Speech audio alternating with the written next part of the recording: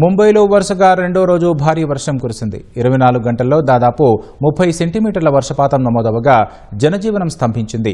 ప్రతికూల వాతావరణ పరిస్థితులతో ముంబై విమానాశ్రయంలో ల్యాండ్ కావాల్సిన 8 విమానాలను ఇతర ప్రాంతాలకు మళ్లించారు. కొన్ని ప్రాంతాల్లో రైల్వే ట్రాక్లపై 17 అంగుళాల మేర నీరు నిలవగా హార్బర్ లైన్ సహా ప్రధాన మార్గాల్లో లోకల్ ట్రైన్ సేవలకు అంతరాయం ఏర్పడింది. దూర ప్రాంతాలకు వెళ్లే రైళ్లలో కొన్నింటిని రద్దు చేయగా మరికొన్నింటిని రీషెడ్యూల్ చేశారు. ముంబై గుండా ప్రవహించే మైతీ నది ప్రమాదకర స్థాయిలో ప్రవహిస్తోంది. నదీ పరివాహకంలోని 400 నుంచి 500 మందిని సురక్షిత ప్రాంతాలకు తరలించారు. క్రాంతినగర్, కుర్లా, పొవాయ్ తదితర ప్రాంతాలలో ఎన్డీఆర్ఎఫ్ సిబ్బందిని మోహరించారు. పొవాయ్లోని ఫిల్టర్పాడా వద్ద ఓ వ్యక్తి కొట్టుకుపోతుండగా ఎన్డీఆర్ఎఫ్ సిబ్బంది రక్షించారు. వచ్చే 48 గంటలు కీలకమని ప్రజలంతా అప్రమత్తంగా ఉండాలని మహారాష్ట్ర ముఖ్యమంత్రి దేవేంద్ర ఫడ్నవీస్ హెచ్చరించారు. కొంకణ్, ముంబై, ఠానే, రాయ్గఢ్, రత్నగిరి, పాల్ఘర్ జిల్లాలకు వాతావరణ శాఖ రెడ్ అలర్ట్ జారీ చేసింది.